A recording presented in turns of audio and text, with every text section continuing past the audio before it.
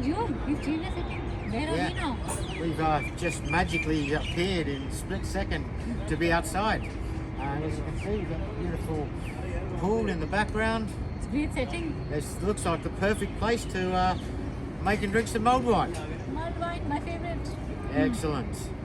Okay, so firstly, the key ingredient, one of the key ingredients of mulled wine is obviously the spices. So first, I've got I'll take some black pepper. Can I put it all in? Yep, just drop it all in. And how much is that? I normally like to use about 15 to 20 pieces of black pepper. Now I've got some cinnamon. The best part.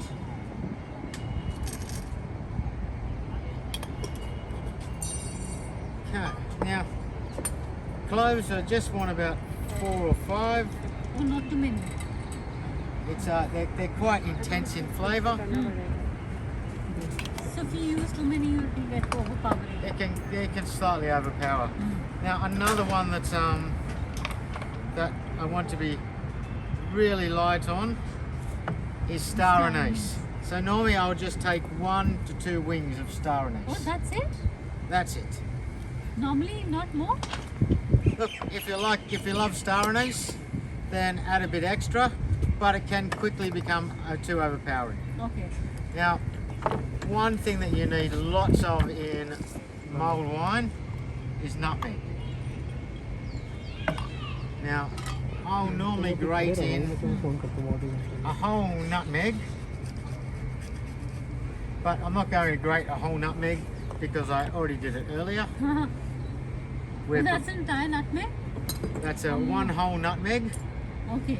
One of my favourite flavours. Yum. Now, as we're going to be doing a whole bottle of wine, which is 5 glasses, I normally, per 150 mils of wine, I normally like to add about 30 mils of orange juice. So I've already freshly squeezed that earlier. We've got 150 mils of orange juice there. That's freshly squeezed orange juice? Yes. And then I'm going to do 2 twists of orange. And I'll just cut away the pith so we get the nice juices and oils from the skin, but not the bitterness.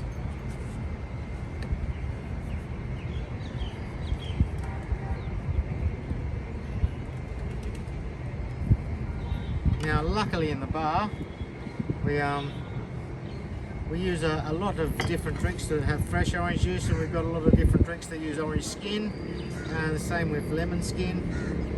So, particularly with if you like whiskey sours, use the lemon skin for making homemade limoncello. Or if you like orange juice, then use the skin to make nice orange liqueurs.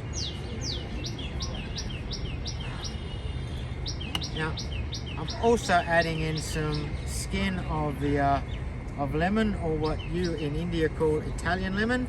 But that won't get too bitter, right? Sorry? That won't make it a little bitter? Oh, it doesn't even make it sour. It gives a lovely lemon zest flavour, which is And a nice aroma for sure. an important part. Just Twist it. Just smell that skin. Oh. That's That- nice. Really good.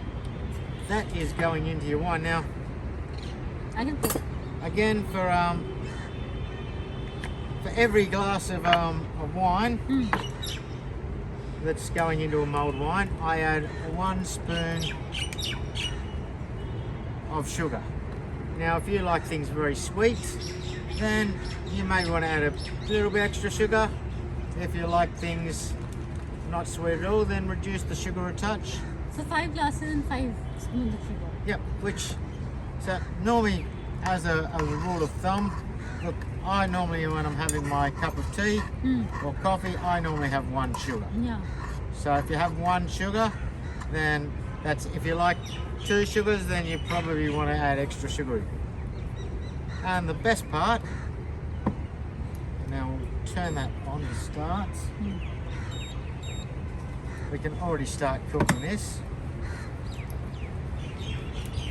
At what point should you put the wine? Sorry? At Well, you put a little bit in to start, Hmm. and then we'll give that a nice boil, and then we add the rest of the bottle and turn the wine right down. And what kind of a wine should go with one wine? Well, this is a Spanish Rioja, which is it's quite a full-bodied wine. Normally for mulled wine, I want a nice full-bodied. I want some nice peppery, spicy notes. I don't want anything that's light, so I've just poured a little bit of red wine in there. Now, we want to get all this spice flavour and oils and everything in. So we'll turn this up to a temperature that's between medium high. We'll bring this to the boil so we get all those flavours. Now, the first thing that's going to burn is the alcohol. Of course. The first thing that's actually going to start to boil is the alcohol. So we don't want to put too much red wine in because of it. They just go away. Yeah, look, I want the alcohol from the red wine. I don't want to be drinking a mocktail. No, not at all. We want the real stuff. So yes, But in Indian wine, what can we use if not you use the Spanish one, right? something like a Shiraz Cabernet or a Shiraz, something that's nice and full-bodied. You don't want anything like a Pinot Noir or fruity Merlot.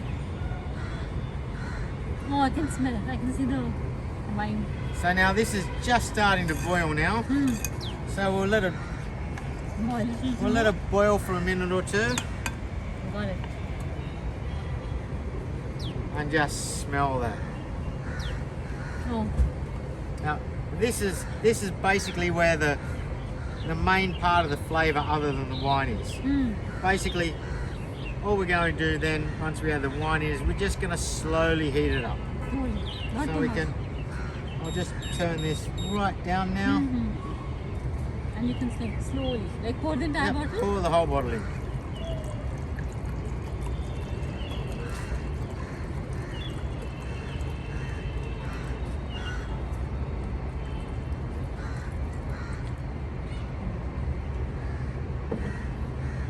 Now the secret here is that we don't want to cook it too fast. If we cook it too fast, we're burning alcohol. The idea is to cook it slowly. Cook it slowly. So And how long should it ideally be?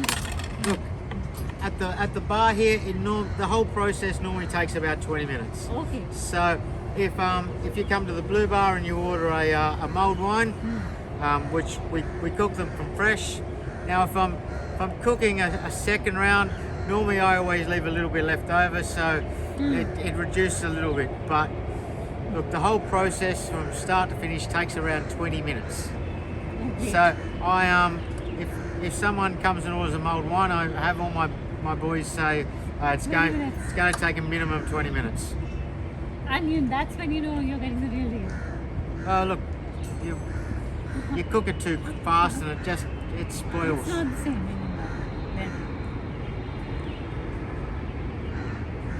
Then. Do we need to stir it in the middle?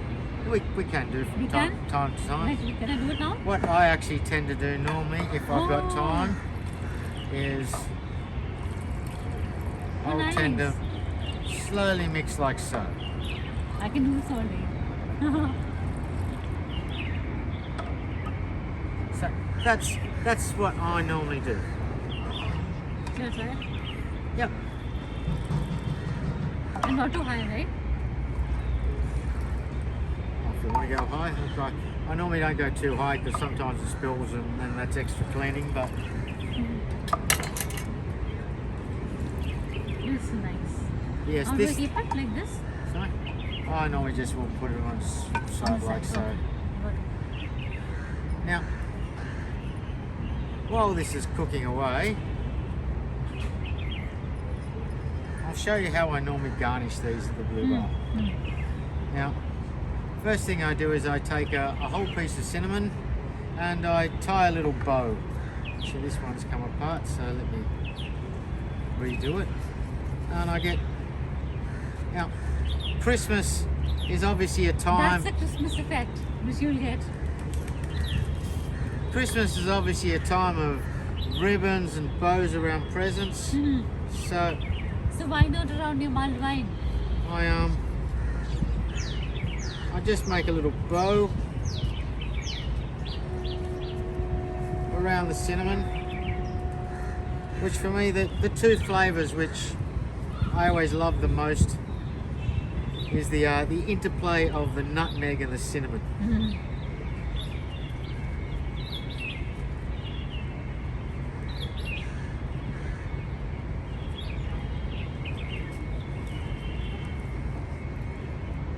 Okay, so I do a little bow on the piece of cinnamon.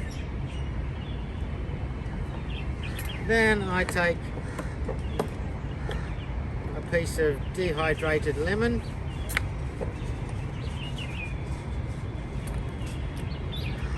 and a couple of pieces of dehydrated orange.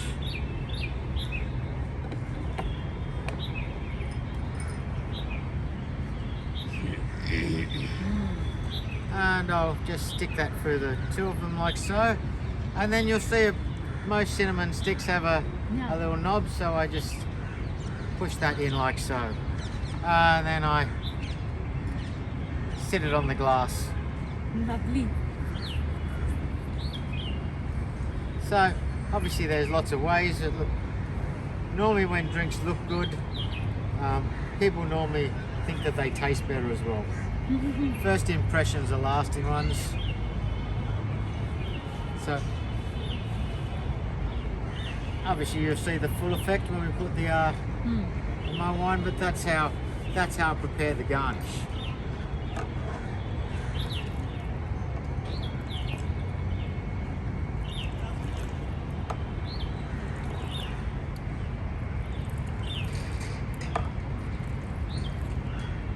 And see, it smells so nice.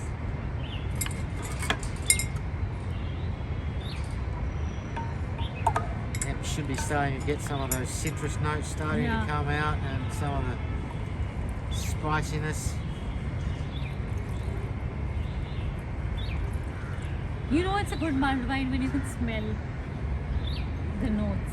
Yes. The citrus, the lemon.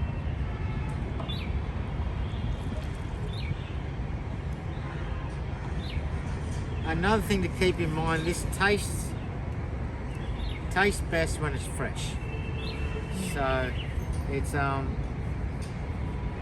not something that you should keep till the next day. It doesn't tend to taste very good the next day. No, not at all. Or it's not something that you should cook 3 or 4 hours earlier and consume. It's something that it should be consumed fresh or as close to fresh as possible. And what's the ideal temperature for a mulled wine? Look, we don't want it to fully come to the boil. No. As soon as I start seeing bubbles, I'll normally have a taste, and normally not long after that I'll take it off.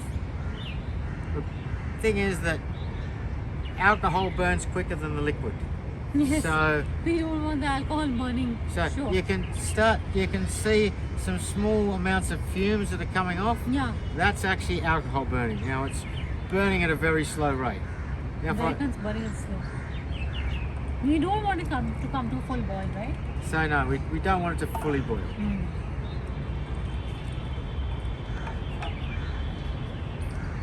Some people also add liqueurs and all. Do you think that's a good idea?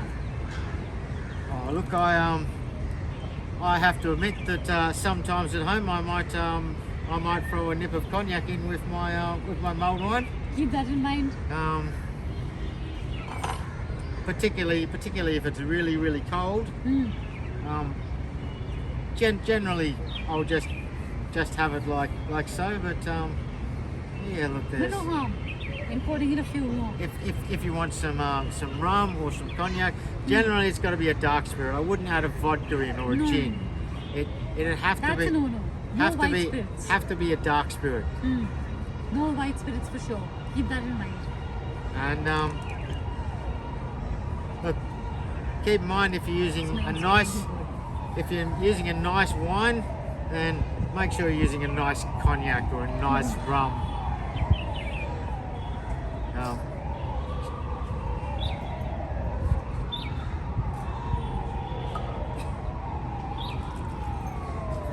Another thing to keep in mind with hot drinks is that normally alcohol when it's hot tastes a lot stronger.